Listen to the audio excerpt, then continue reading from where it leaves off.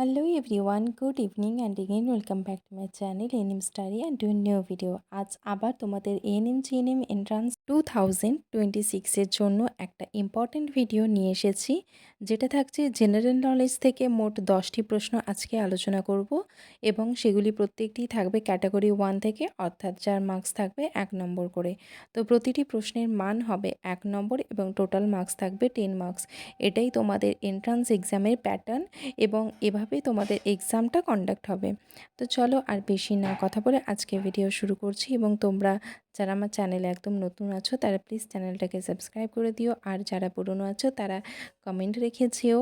আর সবার কেমন প্রিপারেশন চলছে অবশ্যই জানি। আর যারা ভাবছো পোস্টিং হচ্ছে না, তাহলে আমরা কি আর পড়ে আমাদের কিছু লাভ হবে? তাদেরকে বলছি, তোমরা যদি না পড়ো, তোমরা যদি অন্য কোনো কম্পিটিটিভ এক্সাম না দাও, কোনো ফিল্ডেই যদি না যাও, তাহলে ঘরে বসেও তো তোমাদের কিছু লাভ হবে না। তাই ওসব চিন্তা এখন দূরে রাখো, তোমরা নিজেদের পড়াশোনাটা খুব ভালো করে করতে থাকো। যখন পোস্টিং হবে তখন তোমরা অবশ্যই জানতে পারবে, এবং পোস্টিং হবে। জিএনএমদের ক্ষেত্রে একটুখানি দেরি হলেও পোস্টিং হতে, কিন্তু এএনএমদের এতটাও দেরি হবে না, কারণ প্রচুর পরিমাণে ভ্যাকেন্ট কিন্তু এখনও রয়েছে। অনেক নতুন সাবজেক্টটা তৈরি হয়েছে যেগুলোতে ভ্যাকেন্ট রয়েছে, বা এই সমস্ত বছরে, এই আগামী 2-3 বছরে প্রচুর দিদির রিটায়ারমেন্ট আছে। সুতরাং একটা হিউজ পরিমাণ ভ্যাকেন্ট কিন্তু থেকেই যাচ্ছে। আমি তোমাদের বলছি অবশ্যই পোস্টিং পাবে। এএনএম করলে বসে থাকতে হবে না, অবশ্যই চাকরি পাবে। যদিও বা একটু দেরি হচ্ছে, কিন্তু পোস্টিং পাবেই।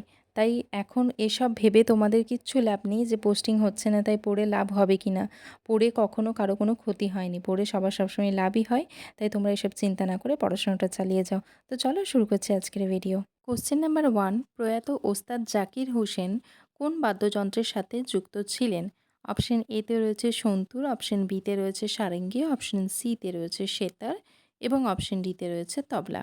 এবং এই সঠিক উত্তর হয়ে যাবে অপশন ডি, অর্থাৎ তবলা। কোশ্চেন নাম্বার 2, জিইউআই এর সম্পূর্ণ রূপ কী? অপশন এতে রয়েছে গ্রাফিক্যাল ইউজার ইন্টারফেস, অপশন বিতে রয়েছে গ্রাফিক্যাল ইউজার ইনফরমেশন, অপশন সিতে রয়েছে গ্রাফিক্যাল ইউজার ইন্টারাকশন, এবং অপশন ডিতে রয়েছে গ্রাফিক্যাল ইউজার ইনস্ট্রাকশন। এবং এই সঠিক উত্তর হয়ে যাবে অপশন এ, অর্থাৎ গ্রাফিক্যাল ইউজার ইন্টারফেস।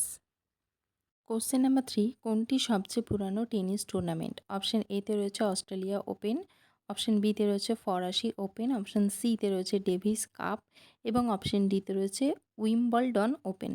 এবং এর সঠিক উত্তর হয়ে যাবে অপশন ডি, অর্থাৎ Wimbledon open. Question number 4, Rabindranath Thakur কী ছদ্মনামে লিখতেন? অপশন এতে রয়েছে Banaphool, option B Parashuram, option C Birbal, এবং অপশন ডি ভানুসিংহ। এবং এর সঠিক উত্তর হবে অপশন ডি, অর্থাৎ ভানুসিংহ। কোশ্চেন নাম্বার 5, ভারতের প্রথম প্রধানমন্ত্রী কে ছিলেন? Option A Mahatma Gandhi, option B Jawaharlal Nehru, option C Indira Gandhi, এবং অপশন ডি রাজেন্দ্র প্রসাদ। এবং এই সঠিক উত্তর হবে অপশন বি, অর্থাৎ জওহরলাল নেহেরু। কোশ্চেন নাম্বার 6, বল্লভপুর অভয়ারণ্য কোথায় অবস্থিত? Option A Darjeeling, option B Purulia, option C Birbhum, এবং অপশন ডি দক্ষিণ 24 পরগনা। এর সঠিক উত্তর হবে অপশন সি, অর্থাৎ বীরভূমে অবস্থিত বল্লভপুর অভয়ারণ্য। কোশ্চেন নাম্বার 7, মানস সরোবর কোথায় অবস্থিত? অপশন এ কারাকোরাম পর্বতশ্রেণী, অপশন বি পীরপাঞ্জাল পর্বতশ্রেণীতে, অপশন সি কৈলাস পর্বতশ্রেণীতে, এবং অপশন ডি মহাভারত পর্বতশ্রেণীতে। এর সঠিক উত্তর হয়ে যাবে অপশন সি, অর্থাৎ কৈলাস পর্বতশ্রেণীতে অবস্থিত মানস সরোবর।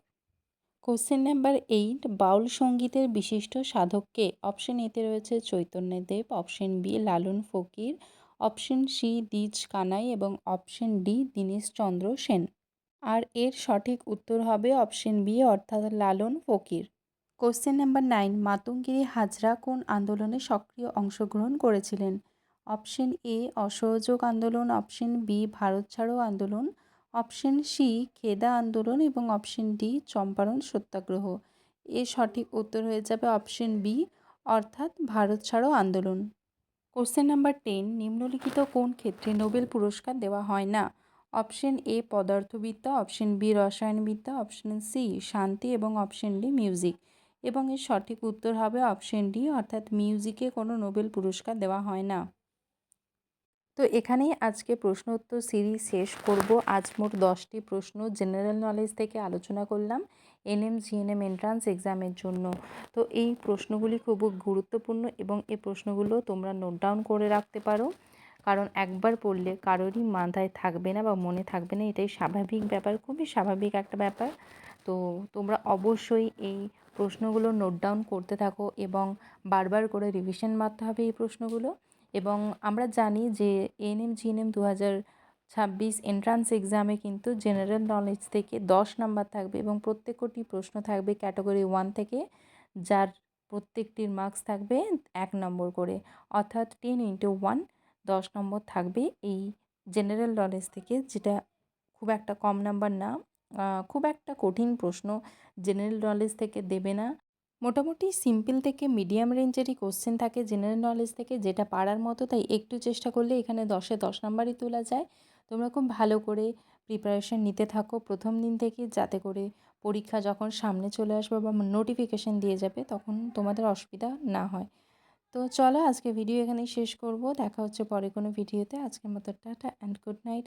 যারা আমার চ্যানেলে নতুন আছো তারা প্লিজ চ্যানেলটাকে একটু সাবস্ক্রাইব করে দিও আর ভিডিওটাতে একটু লাইক করে কমেন্ট করে দিও, যাতে আরও নতুন নতুন ভিডিও আমি তোমাদের জন্য নিয়ে আসতে পারি। আর ঠিক আছে, টাটা। আজকের মতো সবাই সুস্থ থেকো, ভালো থেকো, আজকে এখানেই শেষ করছি।